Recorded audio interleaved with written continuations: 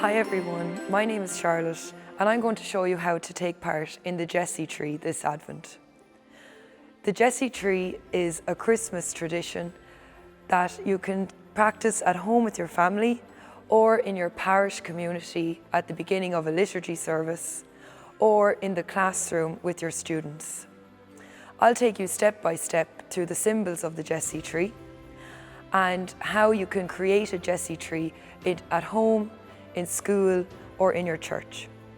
All you need is an artificial small tree or a real tree, whichever is most available to you. And you need symbols. The symbols could be purchased online, or you could find images of the symbols online and make them yourself. You could print the pictures in black or white and let children at home or in school colour them in as an activity. To learn more about the symbols, you could use a children's Bible and find the story in the Old Testament that goes with the symbol. You can read a small part of the story to go with each symbol.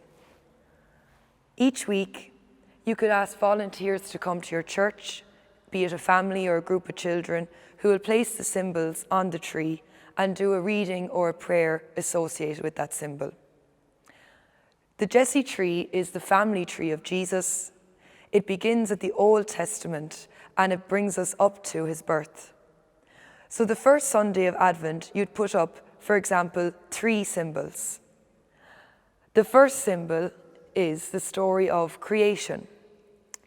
Any symbol that signifies creation, such as the globe or the sun, is perfect for this symbol. You could ask a child or an adult to read a small extract about how God made the world, or you could explain how when God made the world, Jesus was with them. And since the beginning of creation, we've been waiting for the coming of Jesus. When you're finished reading, the child or adult will place the symbol at the bottom of the Jessie tree.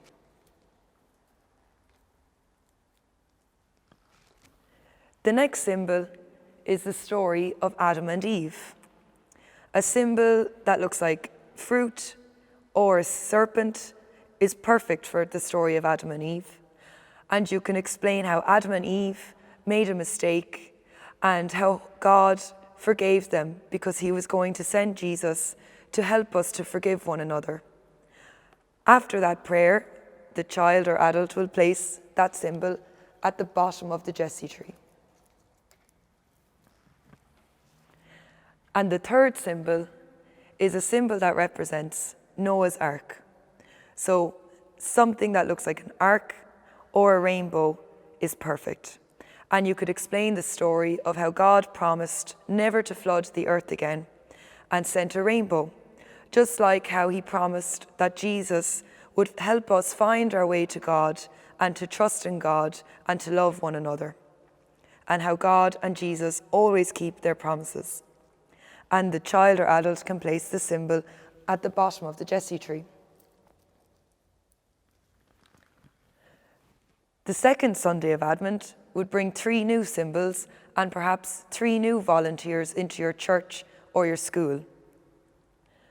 The first symbol is the story of Abraham, how Abraham was the founding father of Judaism, how he had great trust in God, and how he was rewarded for having trust in God. And you could connect that to how Jesus teaches us how to trust in God and to always have faith. And you can place this symbol on the tree. You can move up to the next tier of the tree. The next symbol then is the story of Isaac. Abraham had a son called Isaac, who God asked him to sacrifice. Although Abraham was very upset, he had great trust and faith and did as God wanted. However, God was very glad of Abraham's faith and he told him to stop and to sacrifice a lamb instead. And while the story can be perhaps frightening for children, you just emphasize how Isaac and Abraham had great trust in God, how Jesus shows us how to trust God as well. And you place that on the tree.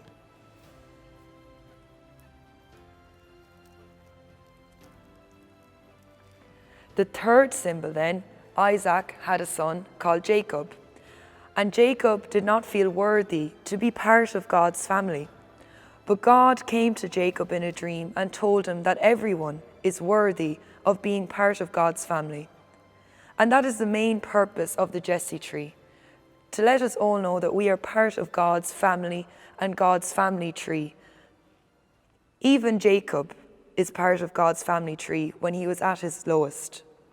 And Jesus reminds us that he was born into a family just like all of us, and we are all part of God's worldwide family. And you place that on the tree. That brings us to the third Sunday of Advent. Jacob had a son called Joseph, who he loved very much, so much so that Joseph's brothers were very jealous of him. He had a beautiful coat given to him by Jacob, and because his brothers were so jealous, they sent him to Egypt. But that was all part of God's plan. And you could explain to children and to people in the parish how God always has a plan for us, even when we're scared or alone or when other people are jealous. God's plan always works out for us. And even at this time, he had a plan for Jesus too. And then you place that on the Jesse tree.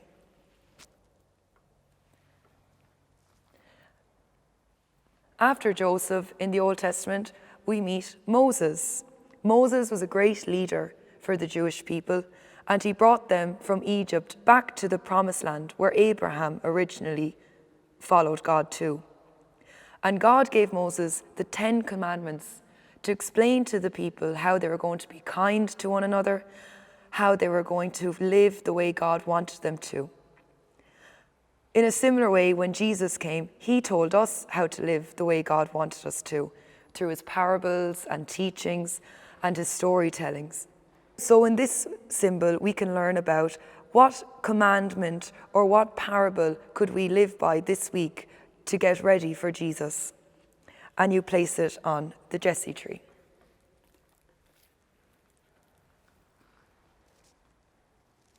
The next symbol is a symbol that would represent David, who is also known as King David. Even a symbol that looks like a crown is perfect.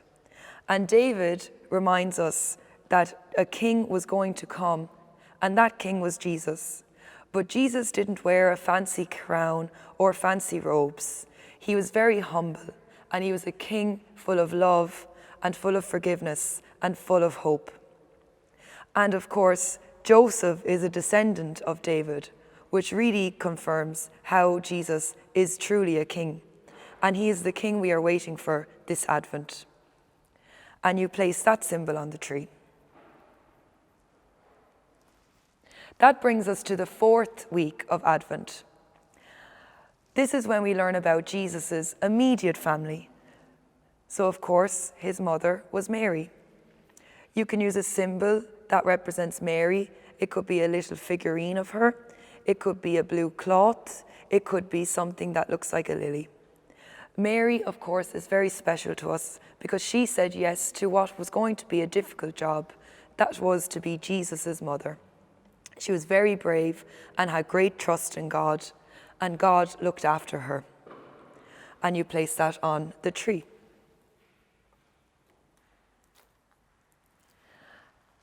And the next symbol then is a symbol that would represent Saint Joseph. Joseph was a carpenter, so any symbol that represents wood or maybe a hammer perhaps would be a good symbol for Joseph. And you'd explain how Joseph took on the brave task of looking after Mary and Jesus in a time when it was going to be difficult. And he taught Jesus carpentry skills, and Mary and Joseph both looked after Jesus and gave him faith and trust in God so that Jesus would go on to be a king. And you place Joseph on the tree. And then the final symbol that would go on the Jesse tree is, of course, the one we've all been waiting for, is a manger that represents the birth of Jesus.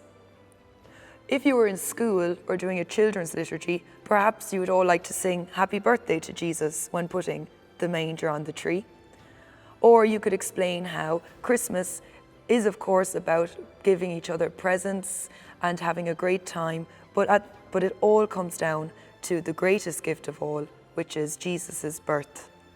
And that would be a very special symbol to place on the tree. So by Christmas Day, you have the Jesse tree, and you have a great visual tree of the family tree of Jesus, starting from the very beginning of the Bible all the way to Jesus' birth.